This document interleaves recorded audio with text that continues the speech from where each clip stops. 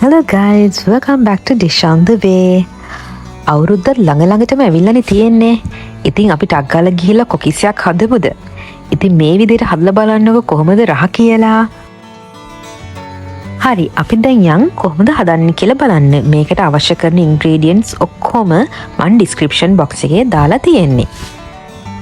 ඉතින් අපේ මේ කොකිස් බැටරයකට මුලින්ම ඕනේ වෙනවා තෙත හාල් පිටි ග්‍රෑම් 300ක්, කහකුඩු ස්වල්පයක්, ලුණු ස්වල්පයක්, බටර් තේ හැඳි 2ක්, හීනියට කපාගත්ත කරපිංචා, මේක ඔයාලට කැමති නම් නොදා ඉන්නත් පුළුවන්. ඊට අමතරව පාන් පිටි මේස හැඳි 5ක් සහ උකුක් පොල් කිරි මිලිලීටර් 300ක්.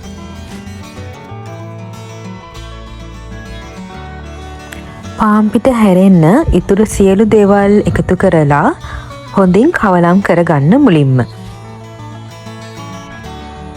පොල් කිරි ටික ටික දාලා මේ මිශ්‍රණයට කලවම් කරගන්න.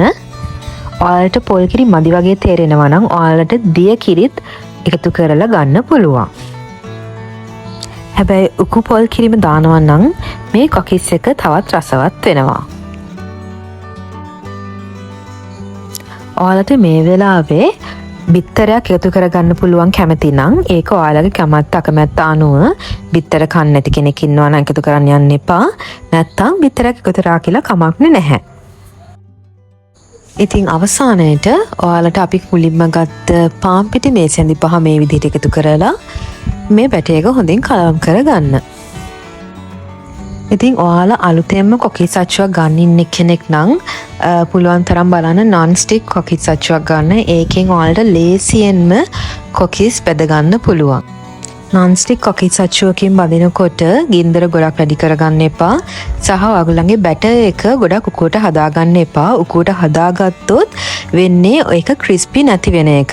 ඉතින් හොඳට අපි ක්‍රිස්පි එකටනේ කන්න ආස කොකිස් උනාම ඉතින් ඒ හින්දා ගොඩක් උකුවට නැතුව සාමාන්‍යයෙන් දියාරු ගතියට ඔයාලගේ බැටර් එක හදාගන්න මම කලින් පෙන්නුවා වගේ. ඉතින් අපි දැන් තෙල් චාච්චියක් ලිපේ තියලා තෙල් එක හොඳට රත් වෙන්න තියලා තියෙන්නේ.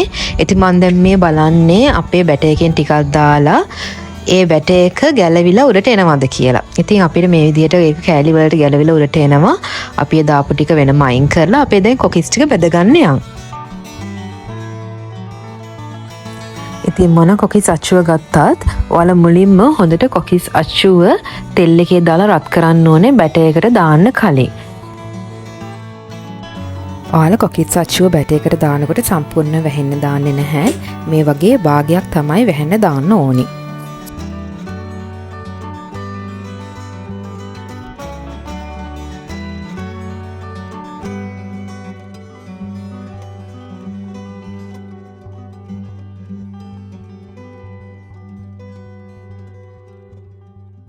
පේනවා නේද non stick කොකිස් අච්චුවක් ගත්තාම ලේසියෙම ලස්සනට ගැලවෙන හැටි.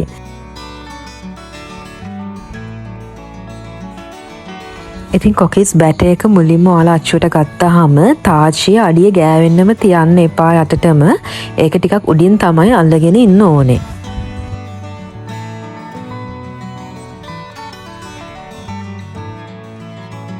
ඉතින් ඔය විදිහට හදාගත්ත රසම රස ක්‍රිස්පි කොකිස් තමයි මේ තියෙන්නේ. ඉතින් ඔයාලත් අනිවාර්යයෙන්ම මේ අවුරුද්දේ මේ රෙසිපි එක try කරලා බලන්න. ඉතින් මේ වීඩියෝ එක හොඳ නම් කමෙන්ට් එකක් දාලා ලයික් එකක් දාන්න අමතක කරන්න එපා. ඒ වගේම අපිව තාම subscribe කරලා නැත්නම් අනිවාර්යයෙන්ම subscribe කරලා එහා පැත්තේ තියෙන bell button එක click කරන්න අමතක කරන්න එපා. එහෙනම් bye bye.